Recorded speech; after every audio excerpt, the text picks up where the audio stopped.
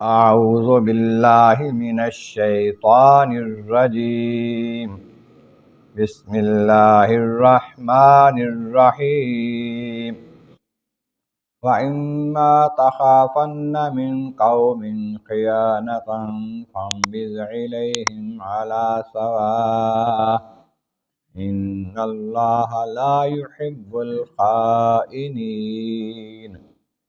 وَلَا يَحْسَبَنَّ الَّذِينَ كَفَرُوا سَبَقُوا إِنَّهُمْ لَا يُعْجِزُونَ صدق اللہ العظیم۔ حمد و ثناء رب کریم اور درود و سلام بر سید خیر الانام کے بعد سورۃ الانفال کی آیت نمبر 58 اور 59 تلاوت کی گئی ہیں 10ویں پارے کے تیسرے اور چوتھے رکوع میں۔ اس سے پہلی آیتوں میں فرمایا گیا کہ بے شک جانوروں میں، جانداروں میں بدترین وہ کافر ہیں جو ایمان نہیں لاتے، جو ایمان نہیں لائیں، کفر پر ہی مریں گے۔ وہ لوگ جن سے آپ نے معاہدہ کیا اور وہ معاہدہ توڑ دیا، پھر کیا، پھر توڑ دیا، ہر بار معاہدہ کو توڑتے ہیں اور ڈرتے نہیں ہیں اللہ تعالیٰ سے اور معاہدہ توڑنے کے نقصان سے۔ ایسے لوگ اگر تمہارے قابو میں آ جائیں لڑائی میں، ان کو ایسی سزا دو، ایسا لڑو ان کے ساتھ کہ ان کے پیچھے والوں کو بھی عبرت حاصل ہو جائے، ان کی مدد کے لیے کوئی نہ آئے اور پھر دوبارہ آپ کے سامنے لڑنے کے لیے کوئی نہ آئے۔ آپ فرمایا اگر آپ کو کسی قوم سے اس بات کا خدشہ ہو کہ وہ معاہدہ پورا نہیں کریں گے، معاہدہ کیا کسی قوم کے ساتھ، کافر قوم ہے، اس کا معاہدہ ہے کہ بھی ہم تمہارے خلاف کسی کی مدد نہیں کریں گے، تم ہمارے خلاف نہ کرنا، ہم تم سے نہیں لڑیں گے، تم ہم سے نہ لڑنا، معاہدہ ہو گیا۔ آپ کوئی ایسا کام وہ کر رہے ہیں جو معاہدے کی خلاف ورزی ہے، ثابت ظاہر ہو رہا ہے کہ وہ خلاف ورزی کر رہے ہیں، تو اس بات کا ڈر ہے کہ یہ خیانت کریں گے اور کرتے ہیں۔ فَانبِذْ إِلَيْهِمْ عَلَى سَوَاءٍ، ان کا معاہدہ ان کے اوپر پھینک دو، ان کا عہد، ان کا وعدہ جو ان سے کیا ان کو ڈال دو ان کے اوپر، کہو جی نہیں تم خیانت کر رہے ہو، ہمیں وہ معاہدہ تمہارا قبول نہیں ہے، ہم پابندی نہیں کر سکتے، پھر اس کے بعد حملہ کرو، اس کے بعد جو عمل کرنا کرو، بغیر اطلاع کے نہ کرو۔ ایسا نہ ہو کہ معاہدے کی خلاف ورزی انہوں نے کیا لیکن آپ بغیر اطلاع دینے کے حملہ کر دو ان پر، کیونکہ ان اللہ لا يحب الخائنین، اللہ تعالیٰ خیانت کرنے والوں کو پسند نہیں کرتا۔ معاہدہ ایک امانت ہوتی ہے تو اس پر پابندی کرنی ضروری ہوتی ہے، پابندی نہیں کیا تو امانت کی خیانت کی ہے۔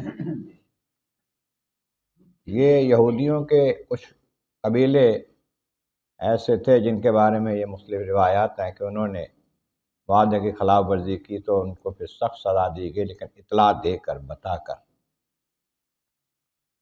اس طریقے سے ایک روایت میں آتا ہے کہ امیر معاویہ رضی اللہ تعالیٰ عنہ شام کی طرف گامزن تھے لشکر کشی کے لیے، ان کے ساتھ ایک معاہدہ ہوا تھا عارضی جنگ بندی کا۔ معاہدہ ابھی ختم نہیں ہوا تھا کہ انہوں نے پروگرام بنایا کہ معاہدہ ختم ہونے کا ٹائم آئے تو فوراً ہم حملہ کر دیں، معاہدہ ختم ہو گیا ہے۔ لے کر چلے اپنے دستے کو، ایک سوار پیچھے سے آیا گھوڑا دوڑاتا ہوا، نے کہا اللہ سے ڈرو، اللہ سے ڈرو، معاہدہ خلاف ورزی نہ کرو۔ اسے پوچھا کیا معاملہ ہے؟ کہنے لگا میں نے حضور نبی کریم صلی اللہ علیہ وسلم سے سنا ہے جب معاہدہ کرو تو اس کی خلاف ورزی نہ کرو، اللہ سے ڈرو، میں یہ بتا رہا ہوں۔ امیر معاویہ اس وقت واپس ہو گئے، یہ پھر حضور کا فرمان ہم تک پہنچا ہے تو ہم یہ کام نہیں کریں گے۔ اس طریقے سے ایک روایت میں آتا ہے یہودیوں کی ایک بستی بنی قینقاع قبیلہ تھا ان کا، یہودیوں کا، تو ان کے بازار میں ایک عورت پردہ پوش آئی، ایک سنارے کے پاس کوئی سودا دیکھنے کے لیے، سامان زیور دیکھنے کے لیے ٹھہری بیٹھی، تو کچھ لوگوں نے چاہا کہ نقاب اتارے، اس نے نہ اتارا، سنیارے نے یہ خیانت کی کہ اس کا کپڑا کسی کلی کے ساتھ اڑا دیا، اٹھی تو وہ کپڑا اترا گیا اس کا، اس نے چیخنا شروع کر دیا کہ میرے ساتھ ظلم ہوا ہے۔ ایک مسلمان ادھر سے آواز سن کے آیا، اس نے دیکھا کہ سنیارے نے یہ بدتمیزی کی، سنیارے کو مار دیا اس نے۔ یہودی اکٹھے ہو گئے، انہوں نے مسلمان کو مار دیا۔ جب مسلمان کو انہوں نے قتل کر دیا تو پھر مسلمان کے ساتھی، ان کے گھرانے والے، قبیلے والے تھے، انہوں نے پھر حملہ کر دیا کہ ہم تو ان کو نہیں چھوڑیں گے، انہوں نے معاہدے کی خلاف ورزی کیا ہے۔ اس طرح پھر یہ خبر نبی کریم علیہ السلام تک پہنچی تو بتایا گیا کہ انہوں نے معاہدے کی خلاف ورزی کیا تو معاہدہ ہم توڑ دیتے ہیں، اب ان کے ساتھ نپٹ لیں گے۔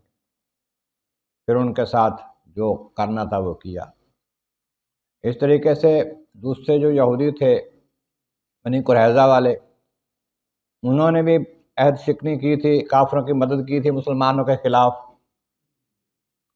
ان کے خلاف بھی پھر کارروائی کی گئی اعلانیہ طور پر، ان کا محاصرہ کیا گیا۔ 15 دن وہ ان محاصرے کے اندر رہے، پھر مجبور ہو گئے کہ ہم جیسے آپ فیصلہ کریں گے۔ پھر فیصلہ یہ ہوا کہ ان کے سارے مردوں کو قتل کر دیا جائے گا اور ان کی عورتوں اور بچوں کو غلام بنا لیا جائے گا، مال ان کا جو ہے مسلمانوں قبضے میں آ جائے گا۔ اس طرح یہ فیصلہ ہوا۔ ایک فیصلہ یہ ہوا تھا کہ یہ سارے چلے جائیں یہاں سے، تو پھر ہم چھوڑیں گے ان کو، مدینے میں نہ رہیں۔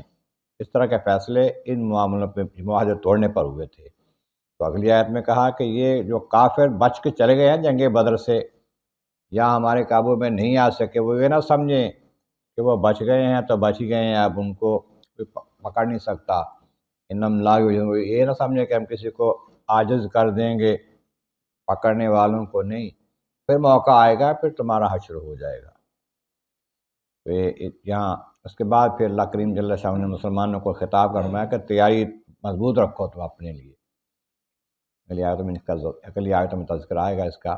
اللہ تعالیٰ کی بارگاہ عالم عرض مولا کریم محبوب کریم کا صدقہ قرآن کریم کا فہم اور اعمال صالح نصیب فرما۔ وآخر دعوانا الحمد للہ رب العالمین۔